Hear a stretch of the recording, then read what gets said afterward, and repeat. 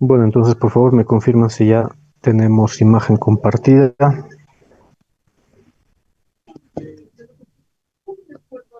Sí, Sí, doctor. doctor. Sí se ve. Bueno, perfecto. Muchas gracias. Entonces, nuevamente, tengan ustedes muy buenas tardes. Reitero, estamos en un nuevo capítulo, revisando otra temática de la anatomía humana dentro de la materia de biología y dentro del curso preuniversitario de la Facultad de Medicina, Enfermería, Nutrición y Tecnología Médica para la gestión 2026. Hoy nos toca revisar esta temática que lógicamente continúa todo lo que estamos ya viendo. La anterior hemos revisado huesos y hoy revisaremos articulaciones de la cabeza. Sin más preámbulo, entonces comencemos.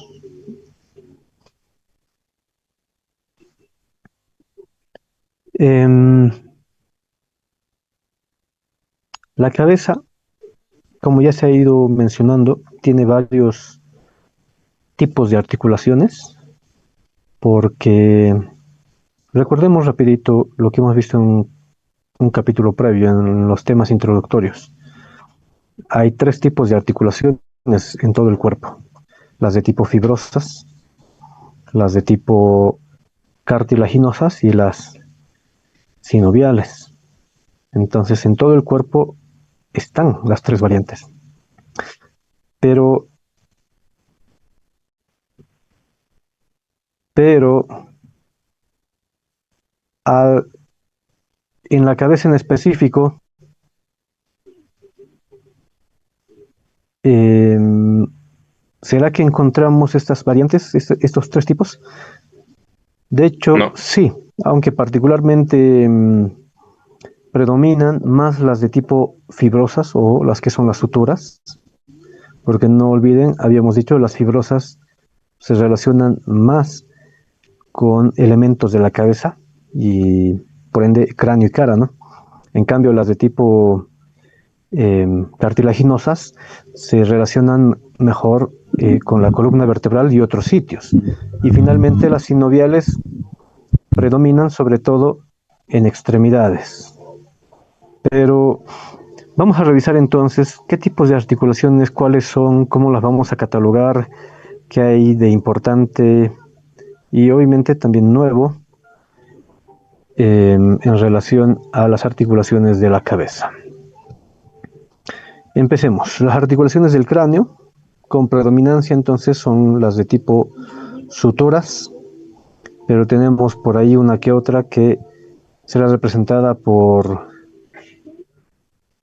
la variante, en todo caso, de tipo sinovial, como es la articulación temporomandibular. No olvidemos que la articulación temporomandibular es una de tipo sinovial, de hecho la única móvil, gracias a que la mandíbula al articular con el hueso temporal genera el movimiento masticatorio, ¿ya? Pero también de articulación de las palabras. Pero el resto de las uniones que hay tanto en cráneo como en cara son las de la variante suturas, o sea, fibrosas. Entonces vamos a ver que todos los huesos están unidos y recordando ese primer tema otra vez, decíamos las fibrosas también se las cataloga como articulaciones sinartrósicas, que significa que no tienen movimiento. O el movimiento teóricamente es mínimo, prácticamente no lo notamos. Porque hay un objetivo, lógicamente, ¿no? O sea, los huesos en la cabeza tienen que formar una gran cavidad, sobre todo en el cráneo, para alojar y proteger órganos tan vitales y tan nobles y a la vez órganos que son bastante delicados. Nos referimos al encéfalo, cerebro, cerebelo, tallo encefálico. Pero asimismo, en la cabeza, al articular entre sí los huesos, forman las otras cavidades, ¿no? La órbita, fosas nasales y la cavidad bucal, donde, donde también se alojan otros elementos de relevancia, como son los órganos sensoriales, la vista, la olfacción y el gusto en la cavidad bucal, ¿no? Pero las suturas en el tema preliminar, es decir, introductorio, no hemos mencionado que se reconocen de tres tipos, tres variantes. Tenemos, por ejemplo, las suturas de tipo dentelladas, las suturas escamosas y las suturas planas, ¿ya? O también llamadas armónicas. Pero hay otras dos subvariantes que se conocen como las suturas de tipo biseladas y las esquindélesis, por si acaso. Entonces, ahora que vamos a abordar articulaciones de la cabeza, del cráneo y cara, tenemos que entender a cuál pertenece por lo menos la mayoría, ¿no? Entonces, ¿qué nos dice aquí la teoría? Las articulaciones del cráneo son las suturas, pero también está la de tipo temporomandibular. No podemos olvidar que dentro de la cabeza está la unión entre los huesos del cráneo con la columna, es decir, la articulación atloido-occipital. Y bueno, las suturas grandes que conocemos, que ya lo hemos mencionado en una anterior clase, que también al hablar de huesos, son la sutura coronal, la sagital, la temporo-occipital, la lambdoidea o lambdoidea. Después las sinartrosis, las fibrosas inmóviles y que no tienen cavidad articular, todas ellas son características de una sutura como tal o de una articulación fibrosa. Como dice acá, lo que une a estos huesos en la cabeza y en la cara son justamente tejido fibroso, ligamentario. No hay movimiento por el objetivo de generar protección. O sea, hay que darle firmeza a la cavidad para que genere mayor resistencia, ¿no? Sobre todo frente a traumas, si es que ocurriera. La mandíbula, más sin embargo, en la cara, al articular con el cráneo, sí permite movimiento gracias a la articulación temporomandibular y también el occipital con el atlas, es decir, cuando se articula, la articulación occipito-atloidea sí puede generar un movimiento, aunque es un poco más limitado. El tejido fibroso conectivo que encontramos entre las suturas une a los huesos de manera firme, ¿ya? Esta unión, otra aclaración que no hemos hablado en el tema introductorio, es que una articulación, bueno, lo hemos mencionado parcialmente, pero una articulación puede formarse por dos o más huesos. Entonces, ahí hay otra manera de catalogar a las articulaciones. Cuando son dos huesos, es una articulación simple, pero cuando ya son tres o más huesos los que se unen en un punto articular, se le llama articulación compuesta. Entonces aquí vamos a ver que hay muchas articulaciones, tanto simples como compuestas.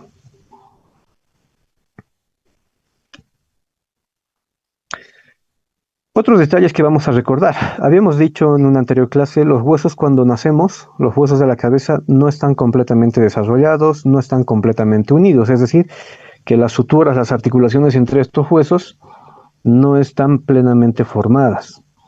Quedan espacios membranosos, sobre todo en los huesos de la cabeza, en el cráneo, ya los cuales facilitan, hemos dicho, el nacimiento al atravesar el canal del parto, el conducto vaginal.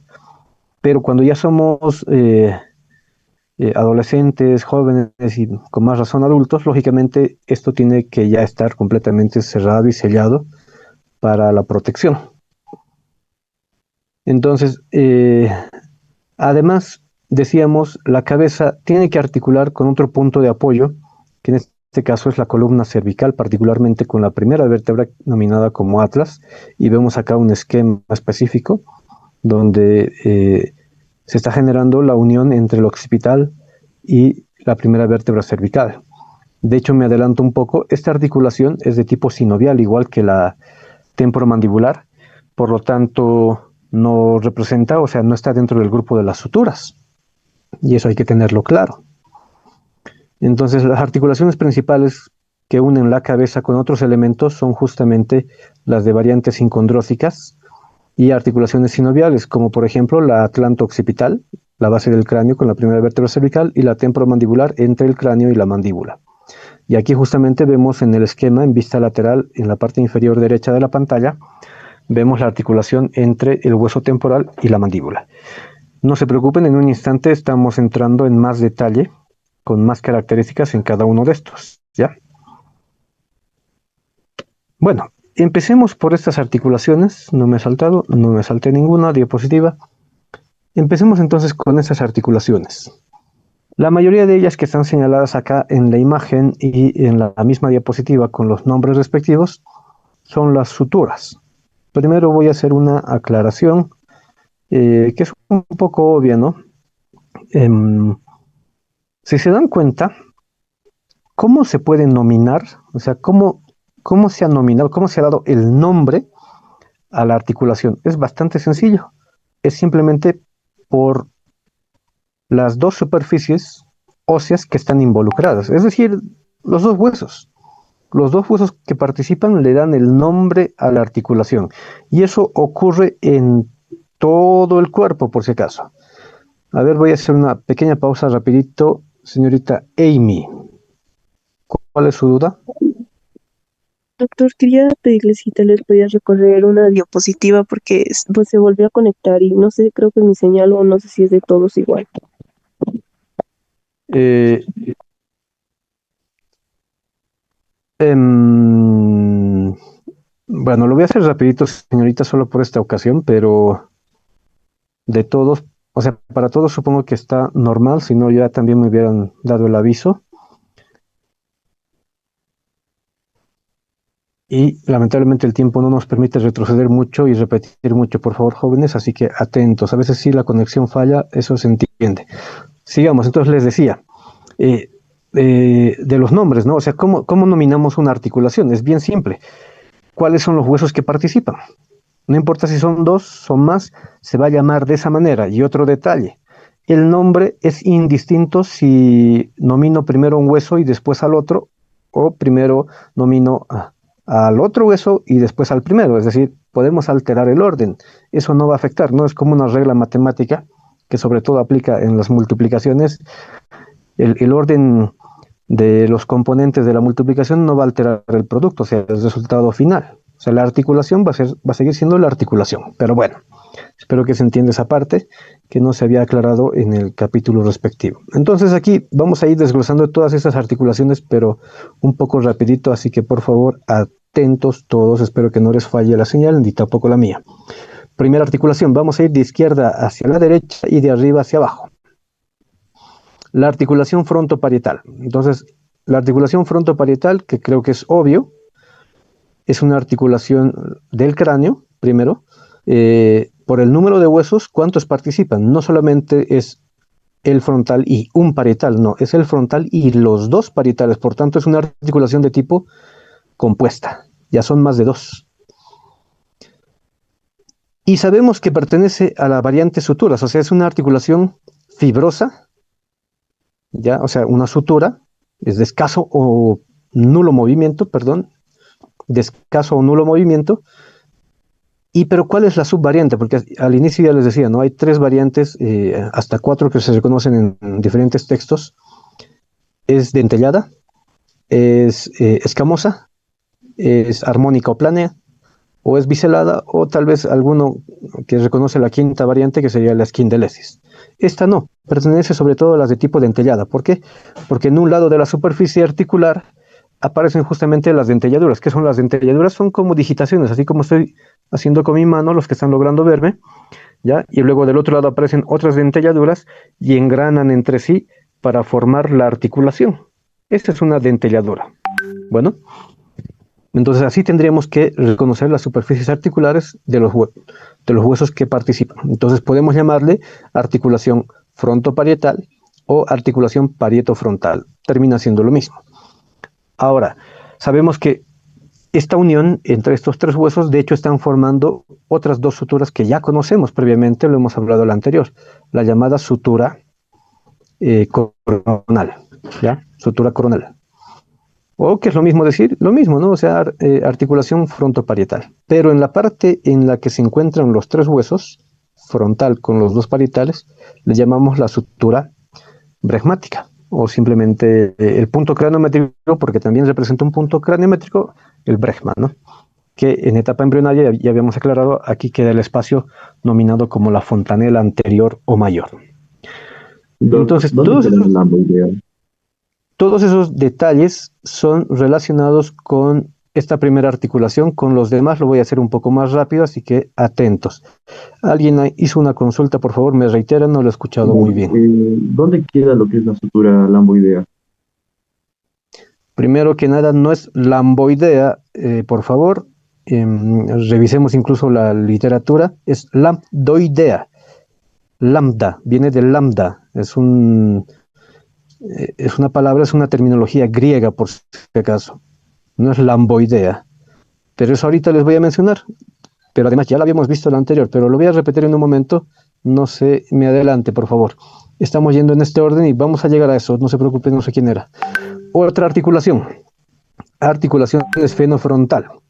La articulación esfenofrontal indica que es una articulación, lógicamente, del cráneo. Es una articulación simple porque solamente estaríamos describiendo la unión de dos huesos, ya la porción lateral de la porción escamosa del frontal con el borde superior del ala mayor del esfenoides.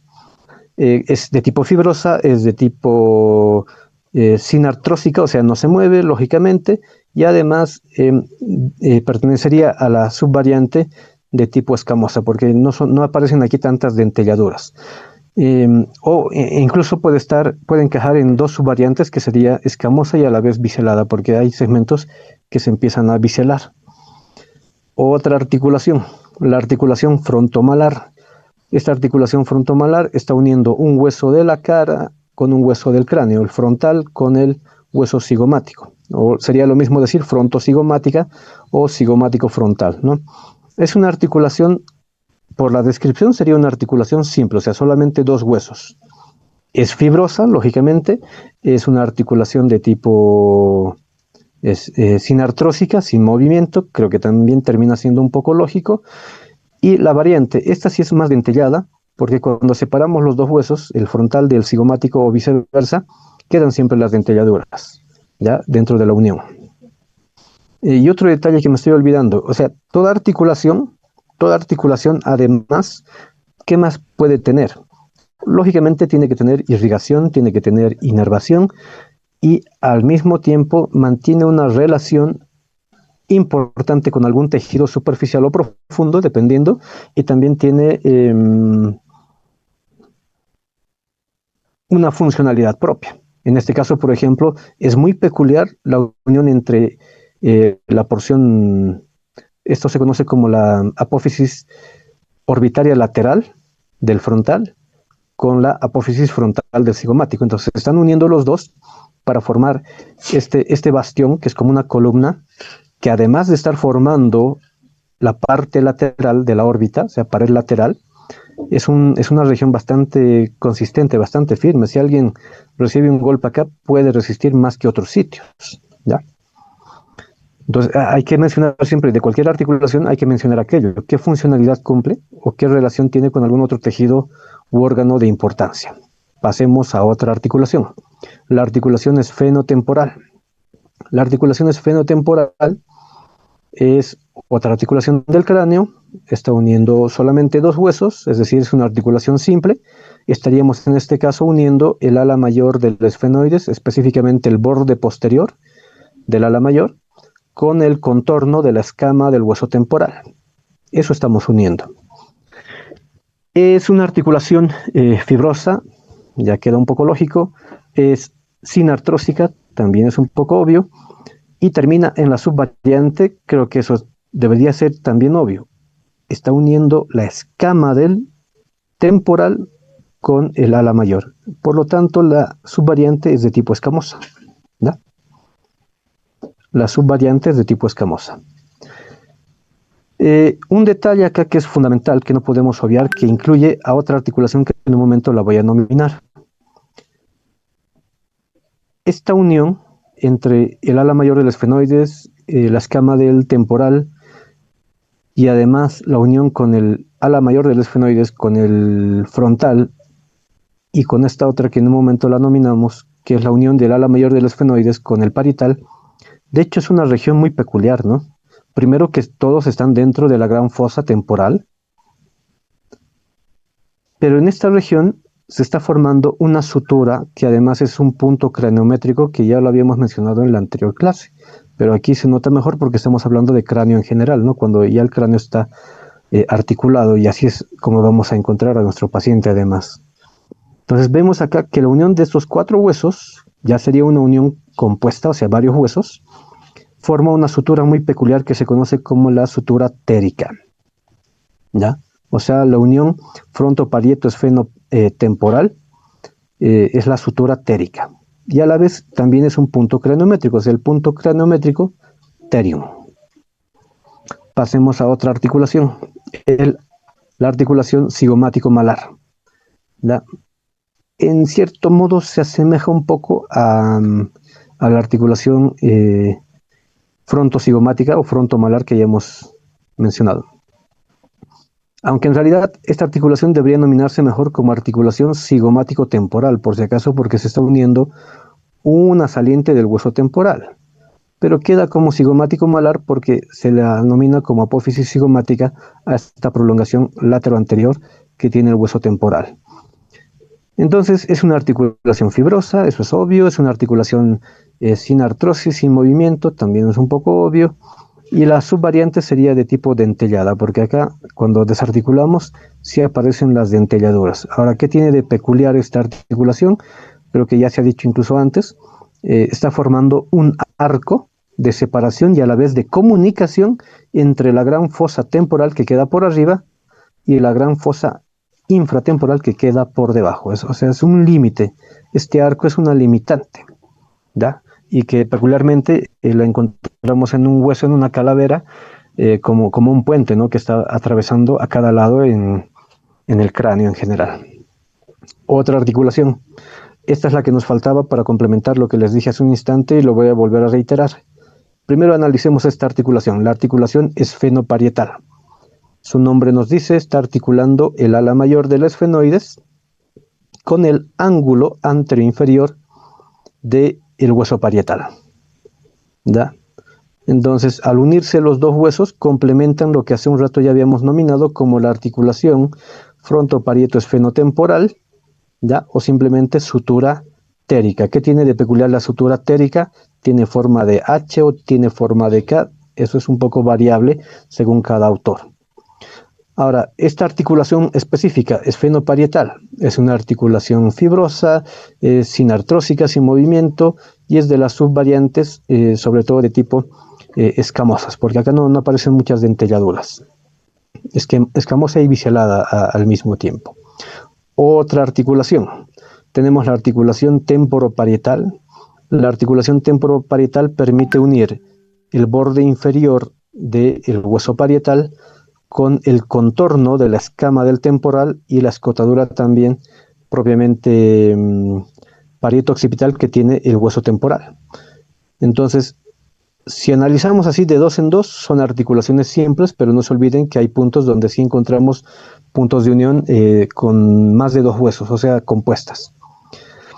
Esta articulación es fibrosa, es sin movimiento, sin artrósica, y creo que ya es un poco obvio, termina siendo de la subvariante escamosa, porque está incluyendo a la escama del temporal, específicamente, aunque en su parte posterior puede terminar siendo un poco dentellada.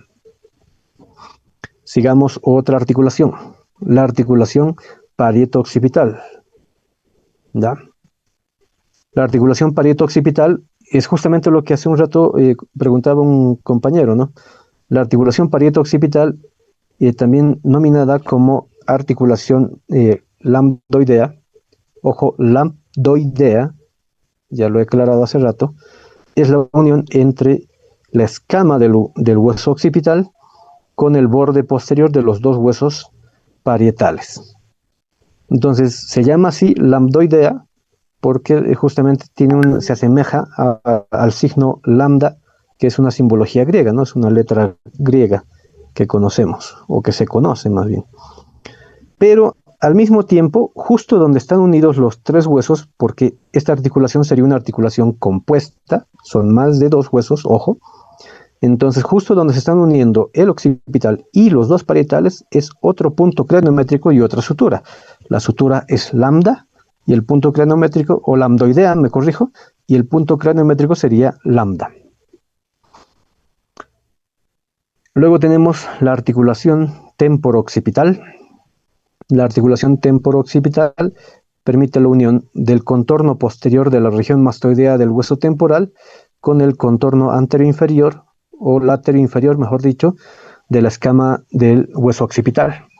Entonces, al unirse estas dos porciones se forma esta articulación que sería simple, fibrosa, sinartrósica, de la subvariante por un lado es escamosa y por otro, en otro sector, sobre todo hacia la parte superior, termina siendo dentellada, a diferencia de lo que me olvidé mencionar en la articulación parieto-occipital u occipito-parietal, es más dentellada, sobre todo la característica o la subvariante.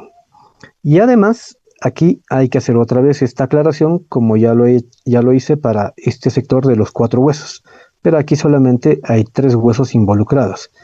Es decir, hay un punto donde se encuentran, donde se unen el parietal, el occipital y también el temporal.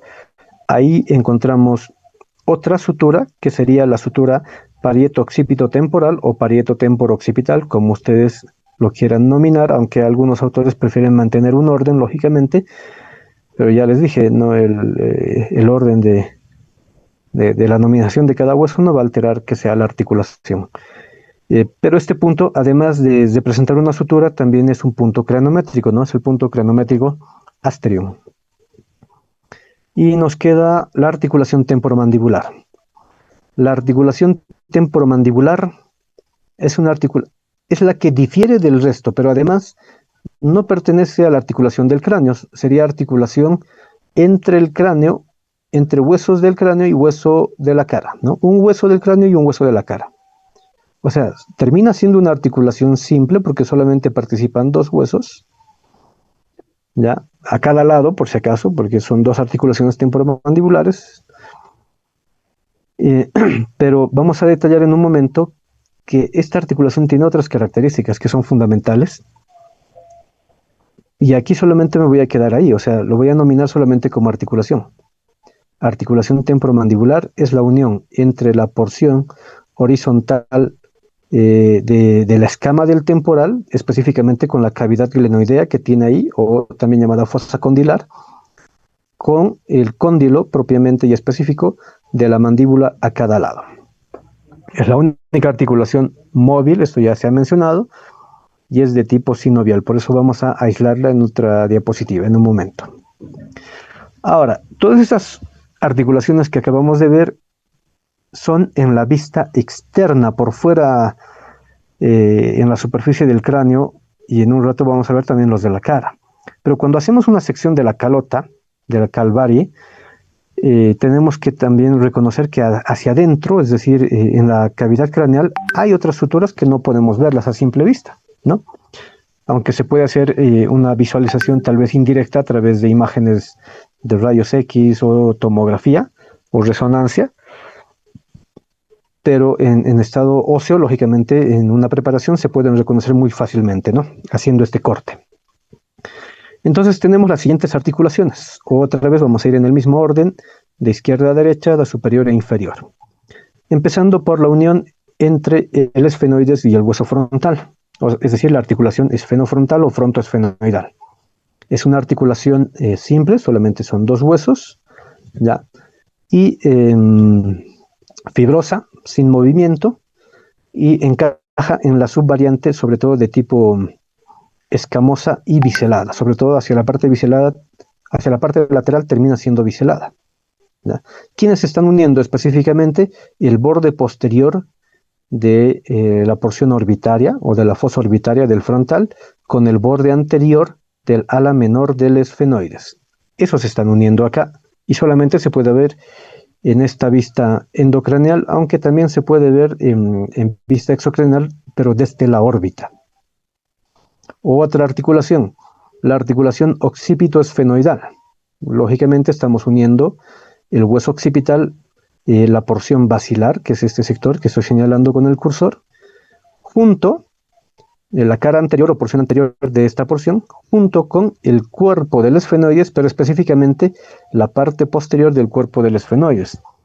Ya, esa parte posterior del cuerpo del esfenoides tiene una denominación muy peculiar que ya han debido escuchar, se conoce como el dorso de la silla, ya, o respaldos, así se lo conoce, porque por algo le llamamos silla de montar a la fosa pituitaria, y toda silla tiene un respaldo, es decir, hacia la parte posterior, yo estoy sentado en una silla, existe el respaldo, ¿no? Entonces, este respaldo o dorso de la silla está unido a la porción anterior de la porción basilar del hueso occipital. Es una articulación muy peculiar, ¿ya? ¿Por qué? Porque cuando nacemos, todavía puede quedar algo de cartílago o tejido fibroso uniendo a estos dos huesos. Es decir, en algún caso puede ser en etapa infantil, se la puede catalogar como una sindesmosis y algunos autores la catalogan como una articulación de tipo cartilaginosa, porque es más o menos como un colchón cartilaginoso bastante denso que une a los dos huesos. ¿Qué significa? O sea, que todavía tampoco están soldados. Esto termina de soldarse cuando ya lógicamente somos adultos. Es más, cuando llegamos a la edad de adulto mayor, o sea, cuando pasamos los 60 años en particular, incluso los dos huesos pueden terminar soldados. Y ahí cambia la misma nomenclatura, la nominación cambia. Ya no le llamamos una simple articulación fibrosa o sutura. No, se la conocería en esa edad, en ese tipo de casos, como la sinostosis, porque los dos huesos se sueldan. Es decir, puede ir desapareciendo la sutura, porque se calcifica. Bueno, eso en relación a la articulación occipito-esfenoidal o esfeno-occipital.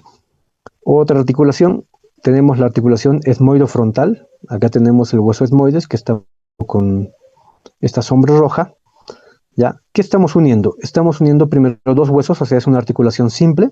Estaríamos uniendo el contorno o borde de la porción horizontal del esmoides, específicamente de la lámina cribosa, junto con el reborde de la hendidura esmoidal que tiene la porción horizontal del hueso frontal. Eso se está uniendo acá. ¿Ya? Es una articulación, repito, simple, solamente son dos huesos, fibrosa, sin artrósica, sin movimiento, y encaja mejor en la variante de biselada o armónica, es decir, plana. Después tenemos la unión esmoido-esfenoidal. En la unión entre el esfenoides y el esmoides, que queda por delante, y el esfenoides por detrás, solamente estamos uniendo el borde posterior de la porción horizontal del hueso esmoides con el borde anterior del sector del cuerpo del esfenoides, que en esta porción se conoce mejor al cuerpo del esfenoides como el yugo esfenoidal. Entonces, el área del yugo esfenoidal se está uniendo al borde posterior de la porción horizontal del esmoides. Lo mismo, es una articulación simple, fibrosa, sinartrósica y de la variante armónica o biselada. Ya. Pasamos a otra, la articulación temporoesfenoidal. Ya, en la articulación temporoesfenoidal reconocemos que se están uniendo el borde posterior del ala mayor del esfenoides, que está acá, todo esto es el ala mayor del esfenoides. De hecho, está formando gran parte de lo que se conoce como el piso medio de la base del cráneo, o fosa temporal, porque aquí se va a alojar lógicamente el polo temporal de cada hemisferio cerebral. Entonces se está uniendo eso, el borde posterior del ala mayor, con el borde anterior del peñasco o porción petrosa del temporal. ¿Qué hay de peculiar? En esta región vamos a encontrar pequeños espacios que permiten el paso de varios elementos nerviosos y vasculares, pero no son de mucha importancia. Suele haber bastante tejido fibroso por acá también que rellena la unión entre estos dos huesos. Otra articulación, y para cerrar esta diapositiva tenemos acá la articulación temporooccipital. Esta también es otra articulación muy fundamental. ¿Ya? ¿Quiénes se están uniendo? Se están uniendo el borde anterolateral, sobre todo de la porción tanto basilar como la porción de las masas laterales, ya del occipital, junto con el borde posterior de la porción petrosa del temporal. Todo esto representa entonces otro tipo de sutura. Que de hecho las dos que acabo de mencionar, las últimas dos, terminan siendo fibrosas, terminan siendo sinartrósicas, sin movimiento, y de variante, en algún sector son dentelladas y en otro sector son armónico-biseladas, o sea, planas y biseladas a la vez. Ahora, ¿qué tiene de peculiar esta última, sobre todo, la articulación temporo-occipital u occipito-temporal? En esta región, no se nota bien en el esquema, pero encontramos unos espacios. Ya es muy peculiar encontrar un espacio bastante amplio por donde va a emerger. De hecho, se origina aquí la vena yugular interna. ¿Ya? Van a ver que hay un gran orificio que se conoce como el agujero yugular. Es justamente el origen de la vena yugular interna. Y un poquito por delante, repito, no se ve muy bien en este esquema, encontramos otra pequeña hendidura, más que pequeña, es una hendidura amplia, por donde emergen los pares craneales 9, 10 y 11, es decir, el glosofaringio, el vago y el espinal. A todo a ambos orificios, porque son uno solo, en realidad, solo con dos porciones, una es más ancha y otra es más delgada y alargada, a todo este espacio que estoy detallando justo en la unión entre el peñasco del temporal y el occipital, porción basilar y sus masas laterales, se conoce como el agujero rasgado posterior o antiguamente llamado el agujero lacerado, ¿verdad? Es muy típico de esta unión, encontrar este espacio. Ya no sería una unión, ojo. O sea, el punto de unión está más para adelante y un poco más para atrás. En el medio queda este espacio, el agujero lacerado. Entonces, ahora sí, culminada con la revisión de las articulaciones y las uniones en el cráneo en específico, vamos a pasar a hablar de la unión de un hueso del cráneo con un hueso de la cara, específicamente la mandíbula con el temporal. Articulación temporomandibular. Y se nos fue la hora. Ya hay que correr, jóvenes. Me disculparán, aquí vamos a correr un poquito. La articulación temporomandibular es una articulación simple a cada lado, izquierdo-derecho, la unión entre el hueso temporal, específicamente la cavidad glenoidea o fosa condilar también se llama, y del otro lado que tenemos el cóndilo de la mandíbula. Ya no es una sutura, por si acaso, y además es de gran movimiento, por lo tanto, está dentro del tipo de las sinoviales, y para que sea sinovial, ¿qué necesitamos? No se olviden, tiene que tener cavidad sinovial, líquido sinovial, membrana sinovial y otras cubiertas sinoviales. Si no tiene eso, no sería sinovial, y esta articulación lo tiene. Ahora, toda articulación sinovial tiene dos componentes que son fundamentales, que lo describen varios autores. El medio de unión y los refuerzos que colaboran en la unión. Por algo se llaman refuerzos, ¿no? El medio de unión siempre va a ser la cápsula articular. ¿Cuál es la desventaja de la cápsula articular? Incluso en algún texto antiguo lo van a encontrar como el manguito fibroso. Así como una manga, lo estoy mostrando a los que estén viendo mi pantalla, como una manga. ¿Por qué manga? Porque es laxa, es delgada. Y por eso las articulaciones sinoviales, de hecho, son justamente de gran movimiento, porque su medio de unión les permite justamente generar desplazamientos en mayor grado. Y esta articulación temporomandibular no puede ser la excepción. Entonces, acá tenemos la cápsula articular que está en el esquema, pero si solamente estuviera la cápsula articular, ahí está el defecto. Si solamente estuviera la cápsula articular, sería muy fácil que esta articulación, como cualquier otra sinovial, sufriera una luxación. Sería muy fácil. Entonces, para eso necesitan los refuerzos ligamentarios y también colaboran los tendones o los músculos que están alrededor o algún otro tejido que ayuda a mantener la unión entre los dos huesos. Entonces, acá en esa articulación, ¿qué vamos a encontrar como refuerzos? Tenemos el ligamento temporomandibular lateral, que es muy típico y muy amplio y bastante resistente, o sea, bastante tejido fibroso acá. Pero también tenemos como refuerzo el ligamento esfenomandibular, que su nombre lo indica, o sea, viene desde el hueso esfenoides y termina acá en la espina de la mandíbula. Y también tenemos el ligamento estilomandibular, desde la apófisis estiloides hasta el vértice o gonion o ángulo de la mandíbula. Entonces vamos a detallar algo que nos dice acá la diapositiva. La articulación temporomandibular es una estructura compleja. ¿Por qué se le llama compleja? Es otro detalle que enseguida voy a despejar. Una articulación es compleja cuando dentro de la articulación existe algún otro elemento. Y de hecho, de una vez me adelanto. Dentro de la articulación temporomandibular hay una estructura que se conoce como el menisco o disco articular. ¿Ya? Estos detalles, aunque profundizan mejor en el ámbito de la odontología, más sin embargo nosotros también tenemos que conocer, ¿no? Para poder hacer un buen diagnóstico y probablemente tal vez derivarlo. Entonces, es una articulación compleja por ese hecho. Conecta la mandíbula con el hueso temporal, permitiendo los movimientos de ascenso y descenso, por eso nos permite la masticación, hemos dicho, y también la articulación de las palabras. Son dos a cada lado, izquierdo y derecho, por delante de la articulación del conducto auditivo externo, ¿ya? Y además la mecánica que tiene la articulación temporomandibular facilita un desplazamiento bastante complejo que en un rato vamos a complementar, ¿no? Y los principales ligamentos que refuerzan esta articulación, ya lo hemos dicho, ¿no? Son el ligamento temporomandibular lateral, luego tenemos el ligamento esfenomandibular y el ligamento estilomandibular. Pueden haber otros ligamentos adicionales y lógicamente habrán estructuras tendinomusculares que también puedan coadyuvar a unir a estos dos huesos. Esto rapidito lo voy a pasar, por favor, es simplemente un dato histórico.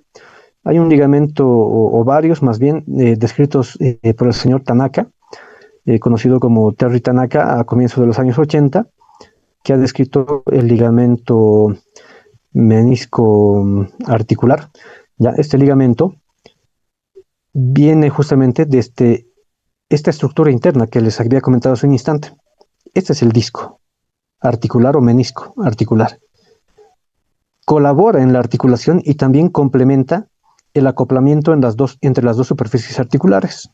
O sea, tiene que existir este disco articular o menisco, que de hecho es un fibrocartílago, por si acaso. Entonces, hay ligamentos que van desde este fibrocartílago hacia la cápsula articular o hacia el hueso. Entonces, el señor Tanaka justamente ha descrito esto, ¿no? Como dice acá, viene desde el disco articular medialmente y algo anterior para insertarse en la zona inferomedial de la fosa o cavidad glenoidea de la mandíbula. O el ligamento discomaleolar o fibrocartílago, que en otros textos no se describe, pero el año 62 ya había sido descrito por el señor Pinto. Entonces, este disco, incluso, repito, esto va un poco más para la odontología que para la medicina en general o para otras carreras, pero por cultura general, ¿no? Este disco muchas veces permite dividir a la articulación temporomandibular en dos articulaciones, ¿ya? Hacia arriba sería la articulación temporomeniscal y hacia abajo sería la articulación cóndilo meniscal, ¿ya? Entonces, dos articulaciones porque serían dos espacios diferentes, arriba y hacia abajo. ¿Para qué sirve el disco? Primero, para evitar la fricción, porque esta articulación tiene mucho movimiento, puede tener mucho desgaste con el roce de las superficies articulares, pero además facilita el movimiento de la articulación, sobre todo del cóndilo, porque el que se mueve es el cóndilo, no el hueso temporal, ¿no? Y genera complemento, o sea, porque no se complementan cabalmente la cavidad glenoidea con el cóndilo de la mandíbula, entonces genera un complemento para que no haya justamente esa fricción. Por lo tanto, cuando se mueve la mandíbula, cuando se mueve el cóndilo, el disco también tiene que moverse y por eso existen estos ligamentos e incluso algunos músculos llegan a desplazar al menisco articular de la articulación temporomandibular. La articulación atloido-occipital es otra articulación fundamental en la cabeza, pero en específico que estaría uniendo el hueso occipital con la primera vértebra cervical, que es el atlas. Entonces, esta articulación es una articulación también sinovial, es de tipo condilia. Cuando digo sinovial, no se olviden, tiene que tener cápsula, tiene que tener cavidad articular, líquido articular, membrana articular y también su cápsula articular como medio de fijación. Ya puede generar movimientos de flexión, extensión y rotación lateral. Son dos, ya hemos dicho, simétricos a cada lado. Entre la columna vertebral, se une la columna vertebral con la base del cráneo, específicamente con los cóndilos del hueso occipital. Ya, es de la variante. Toda articulación sinovial siempre tiene una variante, y eso me olvidé mencionar de la anterior, de la ATM. La ATM es de tipo condilio. Y en este caso, entre el occipital y el atlas, también es de tipo condilio. ¿Ya?